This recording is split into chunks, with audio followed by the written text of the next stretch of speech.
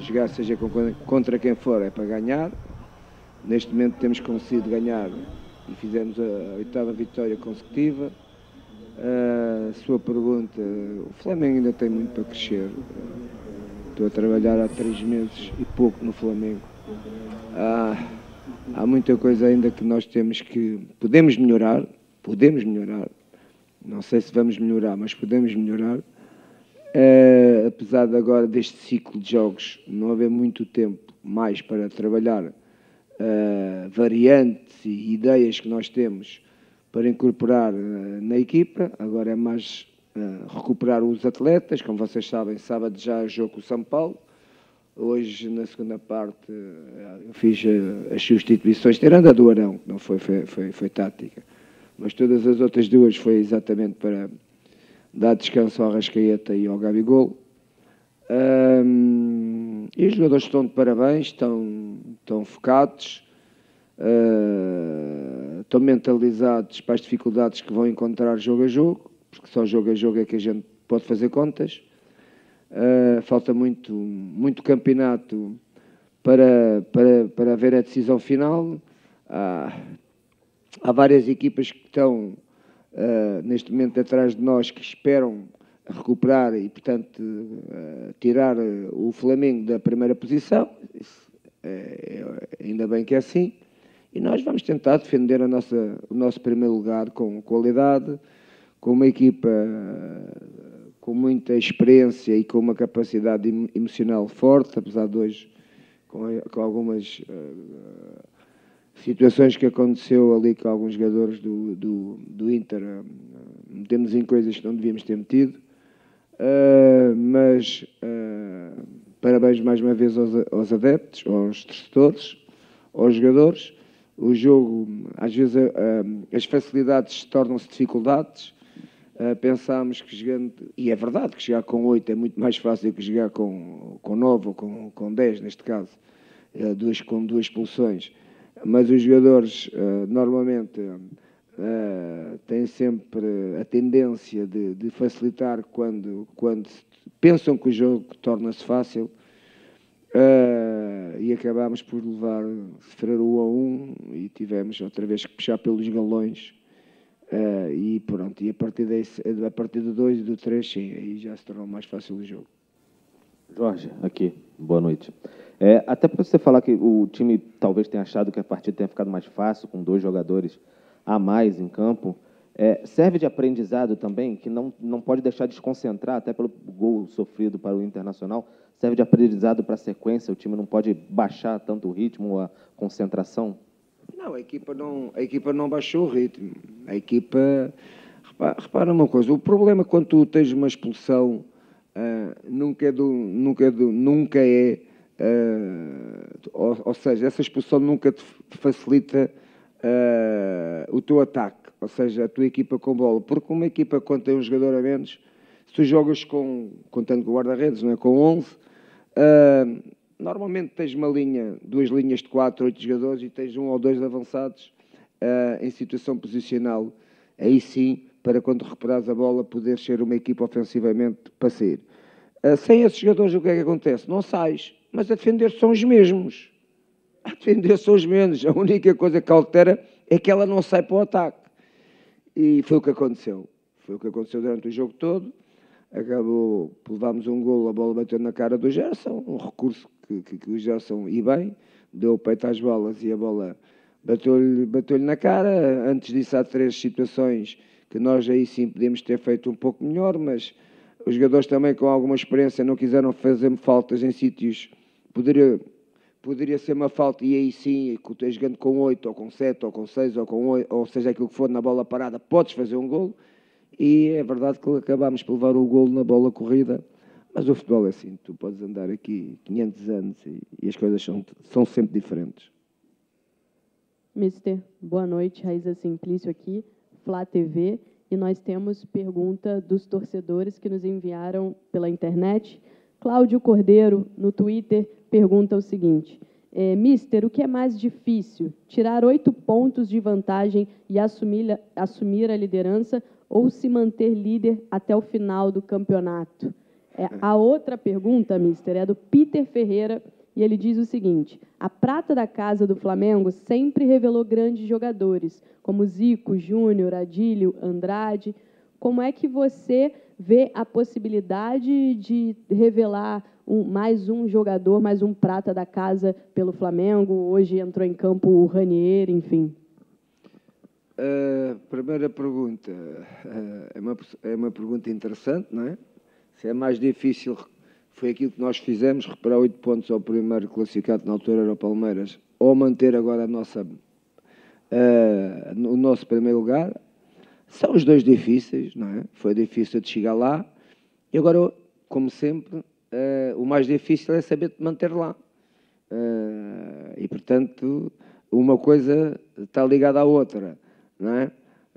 As dificuldades para recuperar os 8 pontos foi difícil, como é óbvio, e agora é difícil tu também continuares a defender o teu primeiro lugar, a tua primeira posição. Difícil porque tens atrás de ti adversários muito fortes, não é? Que é o caso do Palmeiras, que é o caso do Santos, o caso do Corinthians, o próprio São Paulo. Sei que o São Paulo hoje perdeu 1-0 e pronto, aí ficou um bocadinho mais difícil, mas não deixa de ser uma grande equipa, e sabe, temos aqui e vão justificar esses grandes jogadores que o São Paulo tem, porque quando jogas contra uma grande equipa como é o Flamengo, esses jogadores vão aparecer.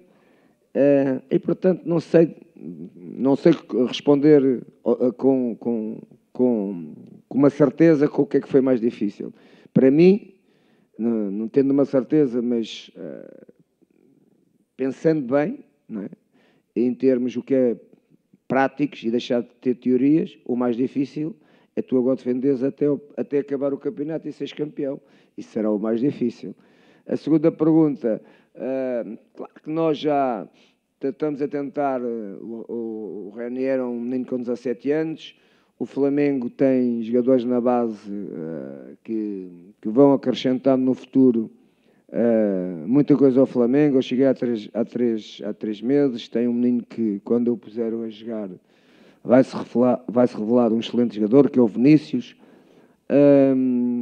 E, portanto, está a aprender. Não é fácil, neste momento, num campeonato, com todos os jogos como quase uma final.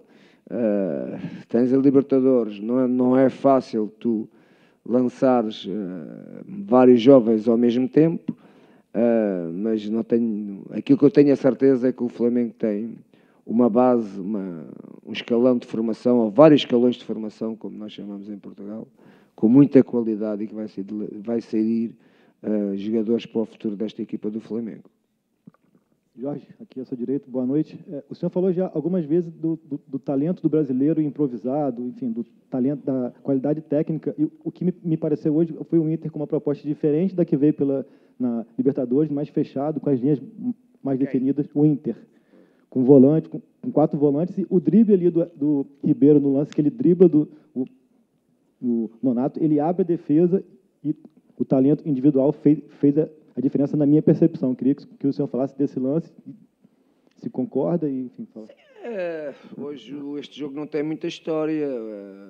A equipa do Inter, com as expulsões, cada vez ficou mais fragilizada, como é normal. O seu treinador tentou, ao máximo, não sair daqui com uma goleada, tentou sempre ajustar 2 linhas de 4 jogadores, e foi isso que eu disse. Ofensivamente ficou uma equipa sem possibilidades de saída, mas defensivamente continua a defender bem. É uma equipa que defende bem, é uma equipa que tem, na minha opinião, bons jogadores. Tem 2 jogadores que naquele 4-3-3, não vou falar em nomes, que têm muita qualidade, jogam em qualquer equipa do Brasil. E o Inter é uma equipa com grandes jogadores, e por isso está justamente na 4ª posição. Um caso curioso: nós nestes últimos 3 jogos jogámos com o São Paulo, que era o primeiro ou o segundo, tinha os mesmos pontos que nós, jogámos com o Santos, e hoje jogámos, portanto, Santos, que era quando jogámos, era segundo classificado. Hoje jogámos com o Internacional, que era, não sei qual foi os resultados, mas penso que vai continuar a ser o 4º classificado. E hoje, que a derrota do São Paulo, não sei, mas também está nos 5 primeiros classificados, ou seja, estes jogos que temos tido no Maracanã vão ser com os primeiros 5 classificados e nós até agora temos vencido e vamos descansar e recuperar para que no sábado a equipa possa vencer também o São Paulo. Mister, boa noite, parabéns pela vitória, pelo resultado. A gente percebeu, né, o Flamengo vinha hoje com 3 jogadores pendurados, né, podendo ficar de fora de próximas partidas, e aconteceu o contrário, o Inter que teve jogadores expulsos, a gente, óbvio, né, teve algumas discussões do jogo normal entre você, o Rafinha e tudo mais, que a gente percebe que é para melhorar a equipe ou tirar de alguma situação desnecessária, mas o Flamengo melhorou muito psicologicamente. O Flamengo teve eliminações antes de você chegar aqui no Brasil, né, que foram nitidamente pelo psicológico. Eu queria que você pontuasse sobre isso, essa diferença, essa importância do Flamengo psicologicamente estar bem, e hoje quem perdeu a cabeça foi o Inter, o Guerreiro, etc. e tal. Sim, é verdade. O equilíbrio emocional dos jogadores e de uma equipa é fundamental e muito mais naquelas equipas que jogam para objetivos definidos, como é o caso do Palmeiras, o São Santos, o próprio Internacional, o Flamengo. E, portanto, os seus jogadores têm que ter um equilíbrio emocional muito forte. Não é só... Quando as coisas correm bem, é fácil. O difícil é quando as coisas não correm tão bem. E o Guerreiro, que é um grande jogador, gosto muito das características do Guerreiro como jogador. Mas ele não pode fazer o que fez hoje, ele não pode discutir com o árbitro. Facilitou o jogo, tirou a equipa dele do jogo, e isto faz a diferença das equipas e faz a diferença dos jogadores, e a minha equipa também, com estas situações, alguns jogadores também foram um bocadinho atrás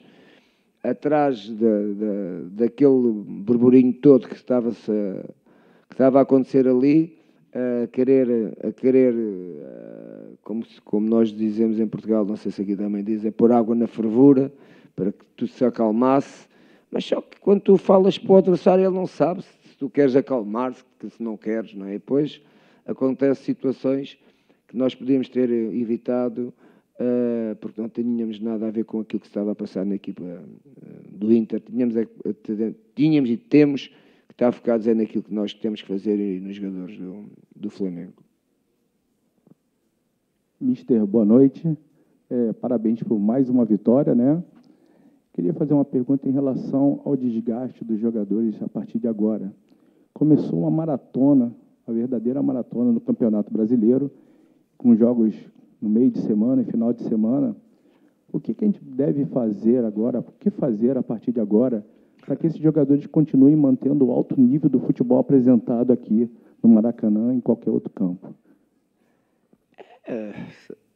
Isso é o crescimento das grandes equipas. As grandes equipas têm este problema acrescido, ou seja, jogas para objetivos e tens mais que uma competição e estás inserida nela e queres ganhar, neste caso, que é o caso do Flamengo, que é ganhar as duas, não é? A meia-final da Libertadores e o Campeonato Nacional do Brasil, e, portanto, isto não é nada de novo para mim, e aí só tens duas hipóteses. Ou tu modificas a equipa e dás-lhe alguma recuperação, e aí pões em perigo os teus objetivos nessa competição onde tu mudas a equipa, ou jogas tudo, como a gente diz em Portugal, ou pões a carne toda no assador. Pois a carne toda no assador é aquilo que o Flamengo está a fazer. Põe a carne toda no assador. E a nossa forma de recuperar é os dias que temos para recuperar. Uma recuperação fisiológica, uma recuperação ativa, uma recuperação com a ajuda do nosso departamento clínico, que é espetacular, com a responsabilidade e um grande profissionalismo dos jogadores, que é aquilo que têm feito até hoje. E não tens outra hipótese, só tens estas duas. Mister, aqui na frente, eu tenho te observado mais tranquilo dentro de campo, até pelo que vem acontecendo em termos de rendimento. Agora, você se sente seguro com relação à sequência do Flamengo com um jogo no meio de semana e no final de semana, de acertar o time na base do papo, ou você acha que ainda precisa treinar algumas situações e você vai acabar sendo impedido por causa do calendário? Sim, neste momento já não. Neste momento é como você diz, é na base do papo. Agora, repara, hoje é quarta-feira, amanhã é quinta, não é? Amanhã os jogadores praticamente não, os que jogaram vão fazer só uma reparação não ativa, passiva, véspera de jogo é a mesma coisa e sábado de jogo. E, portanto, é só uma questão de trabalharmos muito em cima de conversações e de algumas imagens do próprio jogo para melhorarmos algumas coisas que não fizemos tão bem, porque no campo não há hipótese para fazer. Mister, aqui atrás, boa noite. Estou atrás da luz aí. Queria saber a importância que você vê em manter essa escalação, essa formação que o Flamengo tem conseguido repetir algumas vezes, apesar dos jogos em meio de semana e fim de semana, e como você acha que isso pode influenciar num jogo decisivo como o do Grêmio na outra quarta-feira? Nós jogamos sábado com o Palmeiras, quarta-feira, temos mais um dia de descanso, não é? Sabendo que o Grêmio, de certeza que nessa jornada, ou nessa rodada, vai pôr a grande maioria dos seus jogadores a descansar, a recuperar. Nós não podemos fazer isso. Nós temos, como eu disse, pôr a carne toda no assador. E vamos para a frente. Acreditamos muito naquilo que somos capazes de fazer. Acreditamos muito nos atletas. Eles estão-nos a dar sinais, até agora estão-nos a dar sinais fisicamente muito altos, não sinais de fadiga. Hoje tive a oportunidade, como eu vos disse, de poupar 3 jogadores, um dos quais o Arão não poupei por causa do jogo de sábado, tirei por causa de uma questão tática do jogo, mas o teu feito isto também o poupei, porque é um jogador que tem uma intensidade muito alta no jogo. E o Arrascaeta e o Gabi, até se calhar devia os ter tirado mais cedo, mas como o Gabi é o artilheiro, às vezes a gente deixa mais um bocadinho para ver se ele faz mais um golo. Mas foi por causa disso que os tirei os 2. Boa noite, Mister. Meu nome é Fernanda. 2 coisas. Você pretende, a gente está uma semana aí, o Flamengo está uma semana de iniciar a decisão, né, a semifinal da Libertadores. Você pretende poupar algum jogador para o jogo de sábado, agora contra o São Paulo? E com relação às convocações do Gabigol e do Arrascaeta, e dos outros 2 também, a gente tem principalmente o Gabigol e o Arrascaeta como homens de gol, né? São os artilheiros, o Gabigol artilheiro e o Arrascaeta também com 10 gols. Como suprir essa ausência deles nos jogos contra o Atlético Mineiro e Atlético Paranaense? Minha amiga, é assim. Quanto a factos, não há argumentos, eles não estão cá. E, portanto, temos que arranjar alternativas. Não é por acaso que hoje a minha primeira...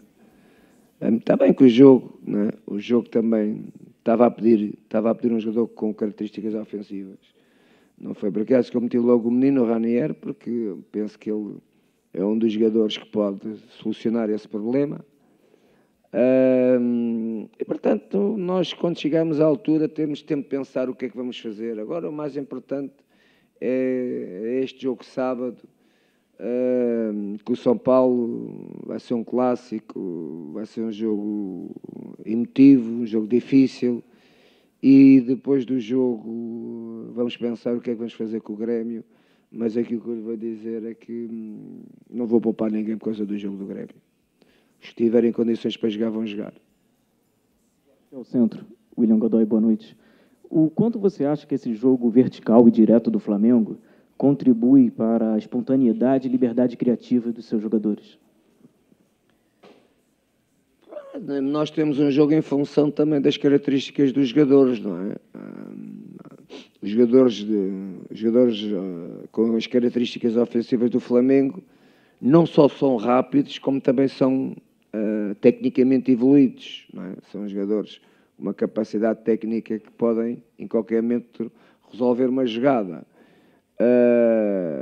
E, portanto, nós procuramos incutir uma ideia de jogo na equipa face às características desses mesmos jogadores e vocês que veem todos os jogos do Flamengo sentem que o Flamengo, num momento para o outro, faz golo, ou pode fazer golo, não é? Isso é um sinal de poder de uma grande equipa, neste caso que é a equipa do Flamengo. Boa noite, mister. A gente percebeu ali na sua alteração do Arão que o Gerson ficou como o único homem de contenção na equipe do Flamengo. Queria que você pudesse avaliar um pouco essa situação, se te agradou e se você acha que ganhou mais uma opção ali, uma forma de jogar, independente aí de resultado. O Gerson é um jogador que tem umas características que qualquer treinador gosta, não é? Tanto com bola como sem bola. A posição dele, em função das características, a melhor posição dele é um segundo volante, ninguém tenha dúvidas nenhumas. Agora, ele joga tão bem em qualquer posição que um treinador pode o pôr, se calhar até ponta de lança. Ponta de lança, centroavante. Ele, ao jogar ali, não é uma posição que seja desconhecida para ele. Ele já jogou várias vezes como primeiro volante. E nós estávamos a precisar de não ter dois jogadores ali tão posicionados quando a equipa tinha a bola ao lado um do outro, a jogarem os dois na horizontal. E eu precisava de um jogador que jogasse na vertical em função do médio defensivo. Não tendo nenhum jogador no banco com essas características, porque não tenho, só se fosse o Diego, mas o Diego não está cá, infelizmente para nós.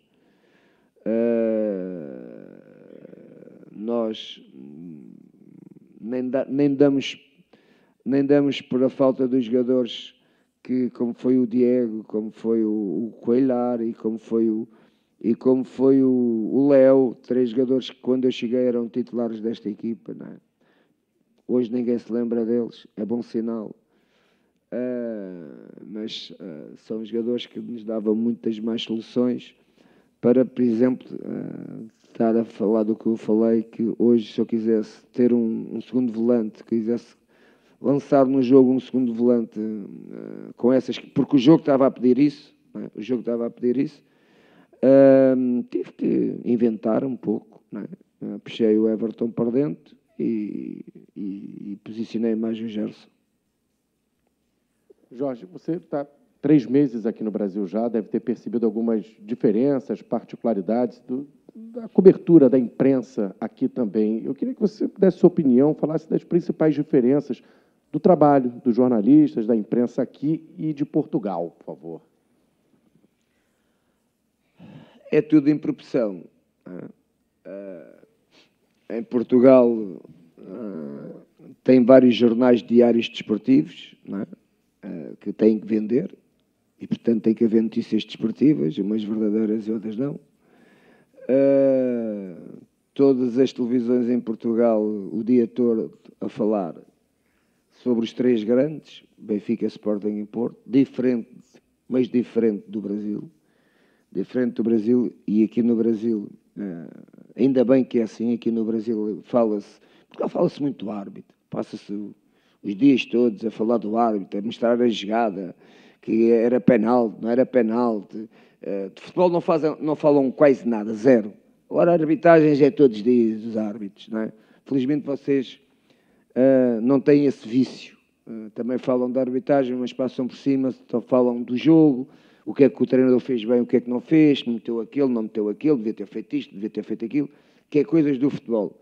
Portanto, já que me faz essa pergunta, dou-vos os parabéns, porque vocês falam do futebol, e nós todos somos agentes do futebol, e as coisas que não me interessam, às vezes também acontecem no futebol.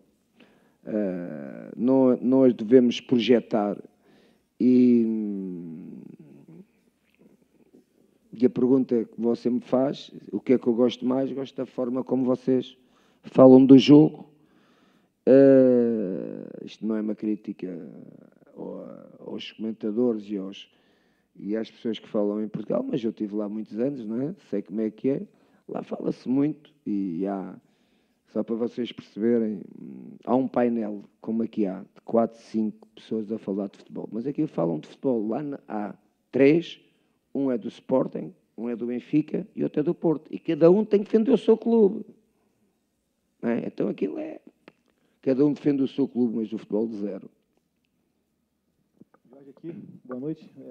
Bem curtinha. Uma é sobre o Gabriel, para uma pauta específica, não só pela essa boa fase dele, que parece que não tem fim, mas por tudo que ele movimenta com criançada, com plaquinha na arquibancada, enfim, esse personagem, Gabriel, tão importante que tem sido esse ano para o Flamengo, e também, se puder explicar aquele gesto ali, a gente sabe que é para uma linguagem de Libras, explicar aquele gesto no final também.